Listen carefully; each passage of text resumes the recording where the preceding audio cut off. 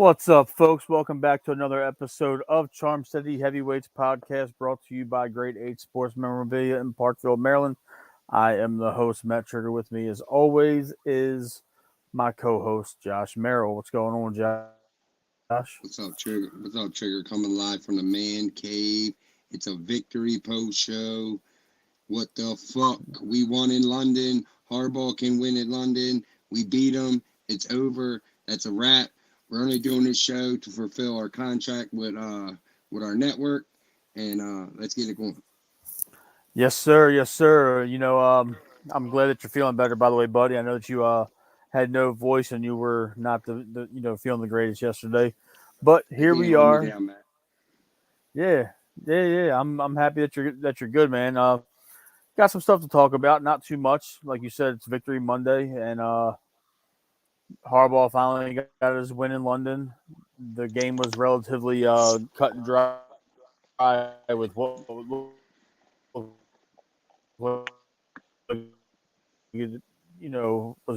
wrong and what was going right. Some pass when they were supposed to run, but yet ended up still coming away with a W. Yeah, man, it was kind of weird, but look, the Ravens controlled the entire game. The Titans had a little spark there, and I know we all got that knot in our stomach, like this cannot be happening again. They are not going to steal this effing game from us. But the Ravens didn't let it happen again. They put the final nail in the coffin, sealed the deal. I have a few concerns, a few questions about Todd Monken's offense. Uh, I think he's playing a little conservative in the second half. I'm not sure why, or is it defenses are making adjustments. But this game and a few other games, Gus Edwards has not looked the same in this offense, man.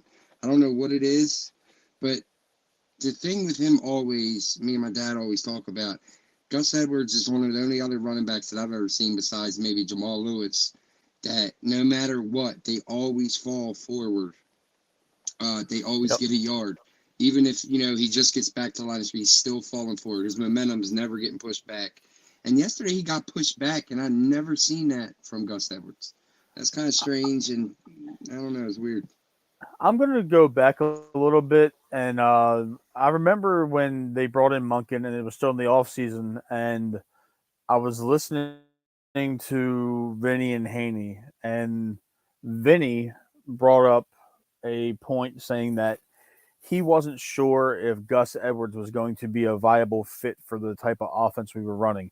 Last year's offense was a lot of trap, a lot of pulls. We had Ricard on the field 65% of the time. So it was a lot of misdirection, more RPO centric, and it seemed like that fit Gus's running style well. And this is more of a, you know, zone running scheme. I want to venture out and say that we have kind of shifted the focus, and it's not I don't playing understand to. the offense, to be honest. I don't understand, and I watch Yeah, everything. Not saying I'm smart, but I don't understand. Greg Roman's offense, I kind of figured out, but this offense, it's so weird because he doesn't do one thing consistently. You know what I mean? It's almost like he's trying to figure out the right formula with Lamar, and you can see in games with his play calling where he kind of goes back and pulls the reverse Uno card and kind of steals out of Greg Roman's offense. I don't think Moncton knows yet what to do with Lamar. But I do want to say one thing about Lamar yesterday. I thought he played extremely well. Uh, I thought he played well in Pittsburgh, but the stupid turnovers and all that. But for the majority, he's played well. Yesterday, he played well, man. He felt the he pocket well. He moved around in the pocket. And Tennessee's defense they're no chumps.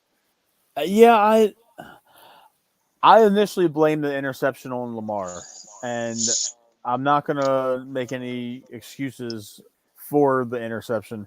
But after watching the replay a couple times from a couple of different angles on Twitter and on YouTube and stuff like that, it looks clear that Bateman ran the wrong route, and I don't want to put it on Bateman, but the more and more we get into this He did. season, and I saw and that on and Twitter too. He ran the yeah, wrong route. I don't know what the fuck his problem is. See, that's what happens when you're hurt all the time, bro. You don't practice. When you don't practice, you're not as sharp at your craft. These motherfuckers Some dedicate their life and day and soul to this shit, and you're trying to rehab. something tells me this Bateman experiment's going to be coming to an end soon. Yeah, I don't know if he's it, man. Now, Zay Flowers, on the other hand, I have never been this excited about a rookie wide receiver. I think DeCosta's done well the last two big time receivers. Besides Bateman, Marquise Brown and Zay Flowers looks like he's going to be it, man. He's still learning. He is, and I want him to have one of those complete games where he has that 8-catch, 115-yard, 2-touchdown kind of day. It's coming. I think we got a couple in the midst of the chaos. We got a couple, toss up like softball kind of teams. We're playing Arizona in a few weeks, and we have Seattle, who hasn't really been playing the greatest lately. So maybe he can get going against one of those other teams. So yeah. I'm liking how Flowers is progressing. You can see every week he's getting the hang of it a little bit. I know that you've been tough on him, and when you watch the all 22, it looks like he's lost a navigation on the part of Lamar pre-snap for Zay the way it's been the last couple of weeks. It's gotten better. I'm curious to see when the film comes out tonight at midnight. I'm gonna stay up because I want to look at it. Because during the game, I didn't notice anyway. It didn't look like he was in his shit after every play. And I want to be clear. I don't think Lamar's giving him a hard time. I think he's just telling him, "Hey, bro, you're supposed to do this on this play," or, you see him moving him around a lot. Like, no, motherfucker, you're supposed to be right here. And it's not funny because he's young and he's young and he's a kid and he's playing with grown men. But here's the thing. This is what I like about it. This is my favorite thing about him, okay? I didn't expect much from Jay Flowers. I know everybody was hyping him up, but wideout is an extremely hard position. I think it's one of the hardest positions in the NFL. It's top 5. A lot of rookie receivers don't make a big name their first year. I know you've had few in recent years that have, but the majority of rookie wideouts don't. And so I didn't expect much out of him. But here's my favorite thing about him. He's obviously a rookie, and he does make mistakes. Like that one play, Kurt Warner pointed out, he should have cut outside instead. He went inside and took a hit. He could have went outside, not got hard of a hit, and got more yards. But he's making plays as he's learning and as he's progressing, and that is a beautiful thing. And that's not something we've really seen here in Baltimore. Maybe with Marquise Brown. But I don't think Marquise Brown ever showed any kind of potential like Zay Flowers has shown thus far. Yeah, I want to say that he's showing more of a tool set than Marquise Brown did at this point in his rookie year. I know it's only been 6 games. Marquise had a lot of catches, but it's catching down, like because he's so he got down in Arizona doing that shit. Yeah, Zay shows the knack for wanting to get after the quarterback. I mean, getting after the yards of the catch and actually trying to make something happen out of nothing. I like the fact that he's constantly trying to net positive yards and he's not just dropping down at the first sight of contact like Hollywood. I'm cool with that, man. I think it's something to build on. When it comes to the offense, I'm starting to even though it's still early in the season, you're kind of identity. Getting a feel for that's the offense. Who guys are and what they are. It's no identity yet. We don't know. We don't know yet. Yeah, I know we don't know the identity of the offense yet, and I get that. I just think that it's going to be one of those things where we're starting to kind of figure out whose place is what in this offense. Aguilar is showing that he can still be dependable, even with that for the limited amount of snaps that he got. And Duvernay's, finally making a mark in the return game. I've really thought that he was kind of on the border of losing his job. And I don't necessarily know who could have potentially gone back to return punts and kicks.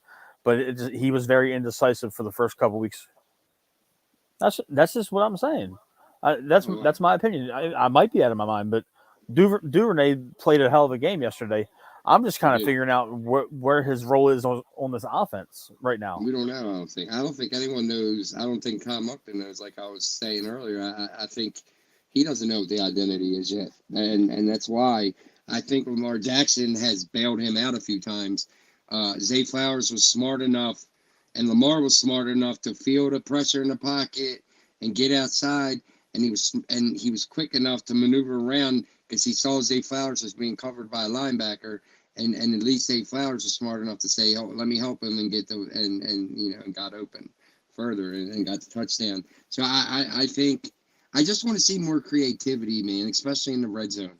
I don't want to see a fade to Odell Beckham that didn't work and got picked off because everybody expects that. You know what I mean? Everybody expects going to Andrews over the middle. I want to see something different, man. I want to see a speaking of Andrews or something. Fuck. Speaking of Andrews, he was not very present on the field during a lot of the red zone offense. I noticed that yesterday. Normally Andrews is on the field for the red zone, and we were going 3 and 4 wide, and he was not one of the wideouts on the field for some of those plays. And it kind of caught my attention when I heard one of the announcers, I think it might have been Kurt Warner, that said he was shocked that Andrews wasn't on the field for, second and goal or third and goal, whatever it was. And it was just like, they're not running the ball. So he can line up in the slot or, on the outside on a bunch, but he wasn't out there. I believe it was Aguilar, Flowers, Bateman, and Odell that were out there for the play he was talking about. So I think he's just trying. I think Monken, like you said, is just trying to figure out what he wants to do at this point in the season. We're 4-2. We're back home.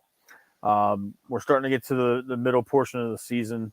The first third of the season's over with, and I think that he really is just trying to figure out what he wants to do for the stretch run because it's constantly changing. The offensive line was healthy yesterday for the most part. It was good to see Moses back out there, and I'm looking at the offensive line a little bit more, Josh, and Stanley's starting to get walked back a little bit more often than he usually does. It's starting to be a little worrisome. Yeah, that's evident on tape. I mean, he's still playing at a high level. Don't get me wrong. I'm not stupid. I'm not silly. I know what I'm saying.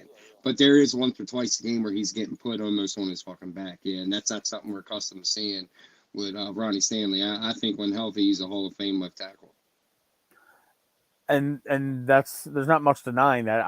It worries me because if you think back for the last 5 years with this offense and the last 4 being under Greg Roman, he deployed Ricard and Nick Boyle. So as much as Ronnie Stanley is a fantastic left tackle when he's healthy, how much of that also aided in the fact that you had a 280-pound and a 315-pound tight end that was helping you at certain points with everything? And it was a group effort. We had Marshall Yanda on the offensive line. We had Ryan Jensen on the offensive line. We've had Zeitler. We've had Morgan Moses. It's been a really steady stream of good offensive linemen up front. And I'm not going to sit there and take away from anybody with that. I'm thinking to myself, like, we've had a really good run blocking and just a blocking offensive line in general when we're healthy. So I don't know if this injury that he's recovering from is still bothering him, or if he just toe, dude. It's turf toe. It hurts. Yeah, I just want him. No, he had the sprained knee. Oh, who has the turf toe? That is Justice Hill. Okay. Yeah, that shit hurts. Yeah, but he's been playing through it. I want to kind of focus on the defense. Get to the defense. Yeah. I want to focus. I want to focus on the defense because I want to talk about Clowney. The dude is an absolute baller. He took over that game late in the fourth quarter yesterday. He was putting pressure on the Titans quarterbacks all day long. I think he had 2 sacks on Willis at the end of the at the end of the game. So Yeah, for sacks, yeah. I'm happy that he is starting to come around and actually get to the quarterback now. You know what I'm saying? Dude, I owed a man I owed a man an apology. I didn't expect much out of him. I was happy that we got Clowney because I was like, look, this dude can set the edge at least. We need that. But he's played lights out, dude. He's been getting pressure. I think he's found his home. I like John Harbaugh's quote yesterday. He said, look, Clowney's one of them guys, we're used to playing against, and he was always a Raven. He just didn't know it yet. And I really like that. And I think he's found his home, man. I think he's comfortable here. I think he fits in this defense perfectly. And we're getting the guy that went number 1 overall. And everybody keeps telling me, friends, that, cheer for different teams. Oh, that he's played for. Jason, the Browns. Don't get excited. That's what he does. You fall in love with him, and then he breaks your heart. But I don't know, man. Dude keeps going. He keeps doing it over and over. And it's impressive with the amount of snaps he's playing for the simple fact that we have not seen Owe for a couple weeks. We have not seen Ojabo nearly all year long. We have not seen Tyus Bowser at all this season. And dude, I forgot about Bowser. That's sad. I forgot yeah, that dude. yeah. I think I don't think he traveled. He's been hurt the entire year. Since I think he barely even participated in a camp, if I'm not mistaken. But for Clowney to come in later in camp, and for Kyle Van Noy to come off of his couch a couple weeks ago and be in football shape, think about that. Dude came off the couch in an NFL game and played well. Right, and those two are leading the charge for setting the edge and running. Rushing the passer. If you take away Derrick Henry's 63-yard run, they held him to 3 yards of carry. If you take away the stats are lied for you because they shut him down the entire game. He had one burst. He's done, man. His power is gone.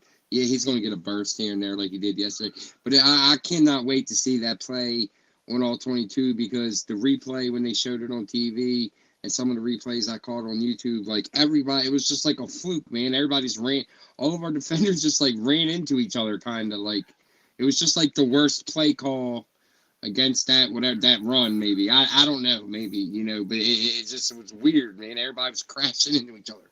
Yeah, I'm interested to see that, and I'm interested to see.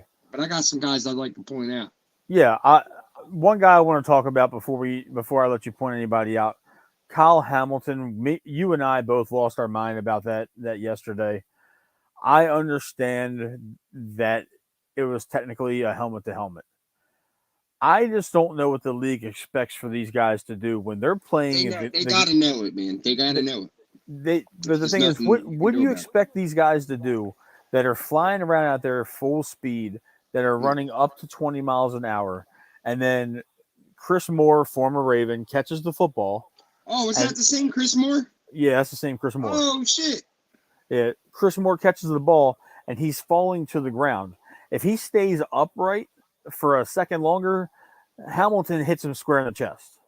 Yeah, I know. It's but what do you coach? Like my question on Facebook, I know some people were like saying stuff, but what my point is how do you coach that? Do you coach him not to hit, stay out of the play? They never calling him a pussy. There's a strike zone now, and the thing is, the league wants them to go lower now. They don't want a strike zone that moves. That ain't fair. I know it's something that they just make judgment calls on. It seems like on a game-to-game basis, and it's because he was wobbly. Let's be honest. If the dude didn't get up, falling over like he was drunk, then Hamilton's not kicked out. I agree with you, and I think it also looks crazy. People were saying that he launched himself and left his feet. No, he didn't. He didn't leave his feet until after contact. Yeah. Unless I saw the replay wrong, which I watched the replay plenty of times. Hamilton's force and impact caused him to leave his feet. okay, it's a collision sport. Things happen, but for him to get He said I was ejected, just trying to knock the ball, and he was and he's a kid. I know he's in the NFL, a man's game, but he's a kid, man. He was like, my family's here. Like I feel like he felt like he let everybody down. Like he was down, man. He was like, I just knocked the ball. I just was trying to knock the ball out. I don't think he was trying to hurt the guy. and I don't want this to discourage him from playing the game that he's playing because That's what happens. he's playing a fantastic, brand of football for this defense. But I know you said you had a couple of guys you wanted to point out. Well, first of all, Michael Pierce, I'd like to apologize to you because I thought we were kind of stuck with you this year, and if it wouldn't have been such a cap penalty to cut you, the Ravens probably would have cut you. But thank God we did it, man, because you are the Michael Pierce that got the big deal to leave for Minnesota. You are playing at that exact level again. I never thought you could get back to that level with all the injuries. I thought that's what killed you as a Viking. But you're playing, knock on wood, he's been healthy. He has not been on the injury report, and maybe I'm mistaken, but I haven't noticed him.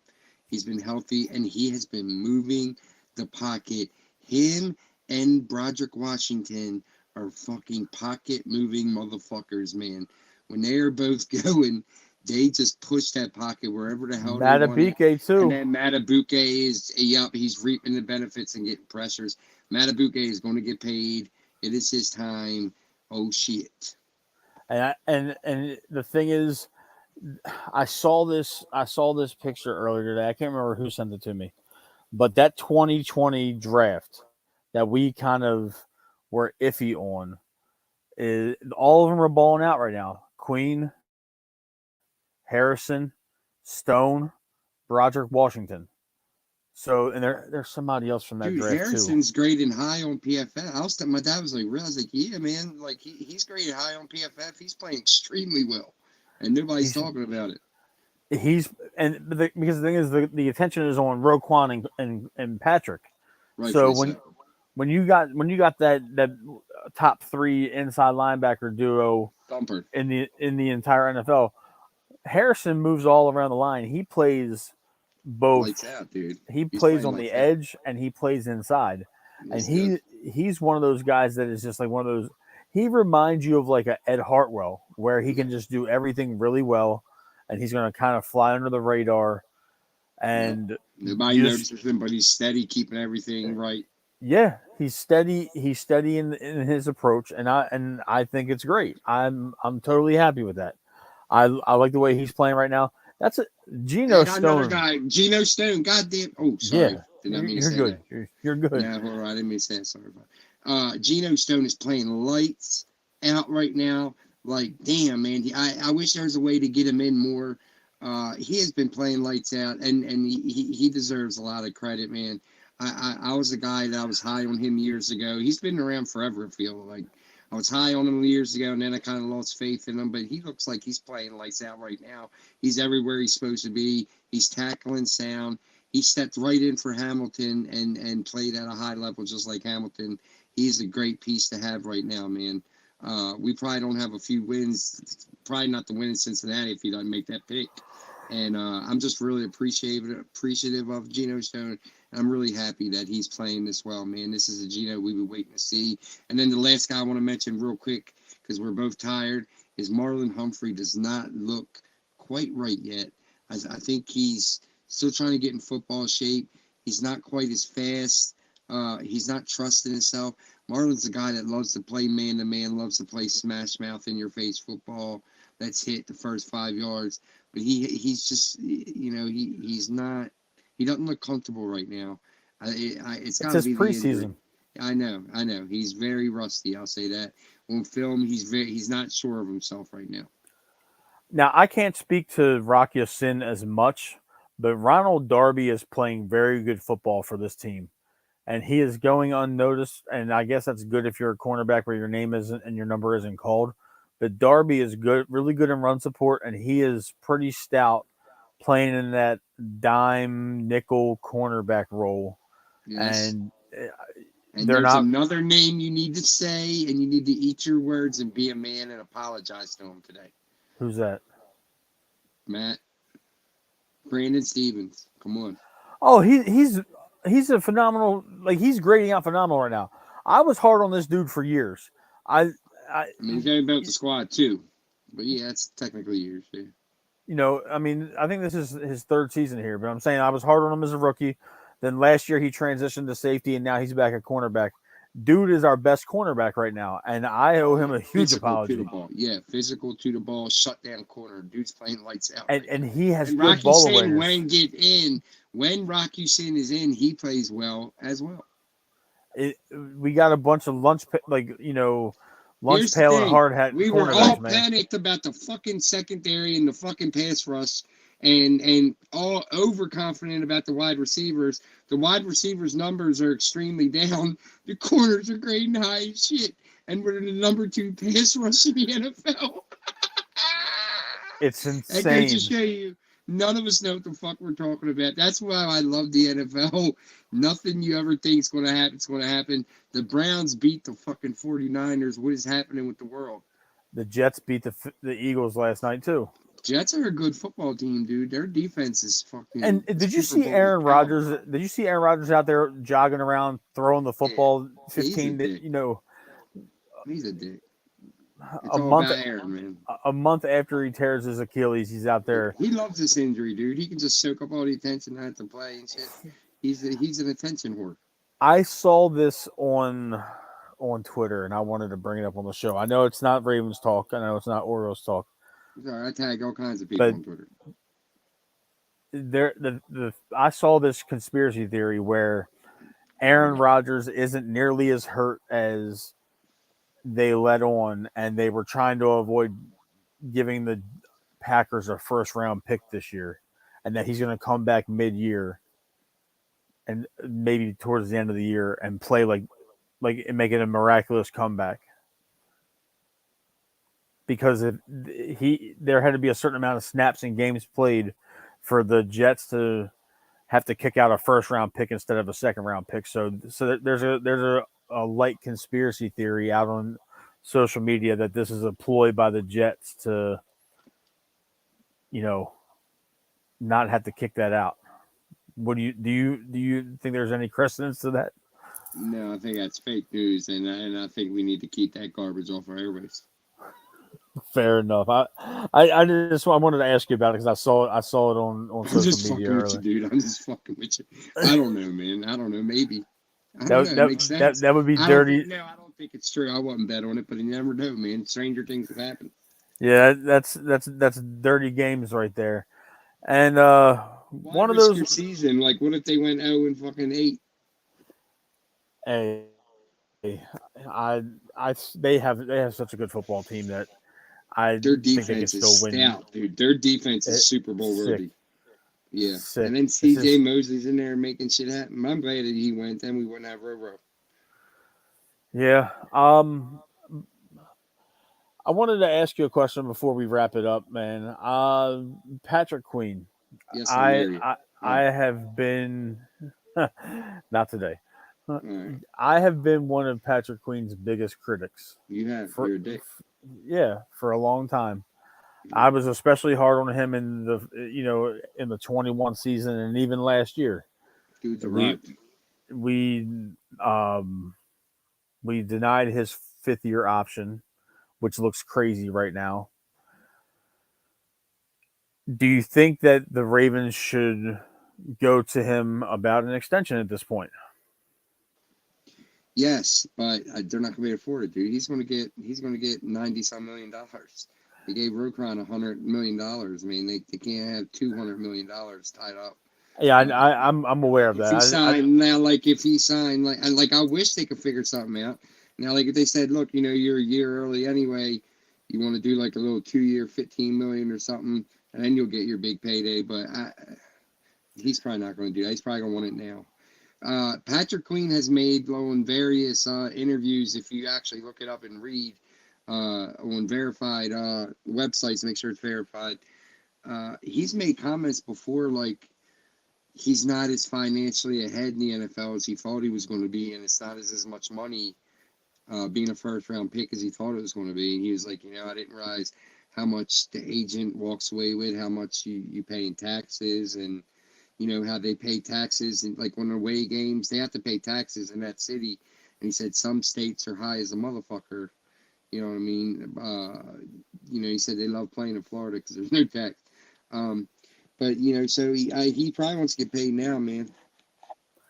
Yeah, I was just curious what your thoughts were because I I thought for mean, the longest time, I wish I he'd take like a little fucking 4-year, $20 million deal. yeah, I don't think it should be any. I wouldn't expect him, but like if we could go to him on like a 3 year, $36 million, give him 12 to 14 a year, maybe somewhere in that range, I could understand that. But I know that he's gonna the minute he hits the market, there's gonna be teams like the Washington Commanders and the New York Giants Oh yeah, he's getting $100 and million the dollars. Houston Texans, Miami Dolphins. There's gonna be teams that are gonna be lining up around the Bro, corner for his services. he is outplaying Roquan now and then. Like last year, he wasn't playing at Roquan's level, but Roquan raised his level up tremendously. This year, he's taken another giant step, and I can say this watching the film. Anybody that watches it can probably verify what I'm saying. Dude, he's outplaying him now. He outplayed him a few games this year where he was the better linebacker. I agree with you. And He's to the Queen, ball quicker. He's hitting like he finally learned the right angles. I don't know if it was Roquan that showed him or how something clicked, what made it click, but he figured it out, dude. He figured out angles. He figured out. We used to get on him for running past people and bouncing off people and all this crazy shit, but he's taking people down. Hey man, yes, just he shut this is. shit down soon. You're tired there, baby. Go sleep, okay? Try to All say right. it to my Well, daughter down. Go yeah, to sleep, okay? this is this is going to wrap the show. It was a very lighthearted, positive, We won. recap We're of going to the the. Super Bowl. Everything's great. John Harbaugh. Hey, real quick before we shut it down, John Harbaugh after a win cracks me up compared to John Harbaugh after a loss. Look it up on YouTube. There's consolation videos. He's all giddy. Oh, I love the facility we were at. I love the coaches, the player. Oh, I love the kids at the academy. He said, if we'd have lost, he wouldn't have said none of that shit. I'm done with London. Like, he wouldn't have said none of that shit. He was happy as a motherfucker. And rightfully so. Look, it's an NFL game. He's stressed out. He's trying to win. And then, it's easy for all of us. All of us talk a big game, but if we stood on that actual sideline in his position, we'd probably freeze like a deer in headlights. You know what I'm saying? So, Oh, I get it. hats I off to agree with him. you. He deserves it. He deserves it. Now we will be back on Thursday night at 9:30. Everybody can tune back in to join us. We're gonna have 9:32. a couple of Detroit Lions Yeah, podcasters that so are gonna join get the show. on here and come at these dudes. We've been way too nice in comments. Like come at these dudes, man. They're the fucking enemy this week, man. Yeah, we'll be back on Thursday at 9:30 Eastern. Support us. Like I say Yes, shit, I try to set them up. Like I say shit to him. I yeah, you offended the do. guy last week. And hey, look, for a while I was right, man. If we didn't have that little lapse, because I was like, yeah, see, motherfucker, you only put up 3 points. But I was gonna find the guy on social media if that was the case and let him know about it. But that wasn't the case because we had a little bit of a hiccup. Shut it down, man. Go ahead and shut Yeah, it shut it down. down. I'm retired. I'm ready to play a little bit of Madden before I go to bed. Good night, world. Good night, Ravens flock. We won. Fuck them. Turn it off, Matt.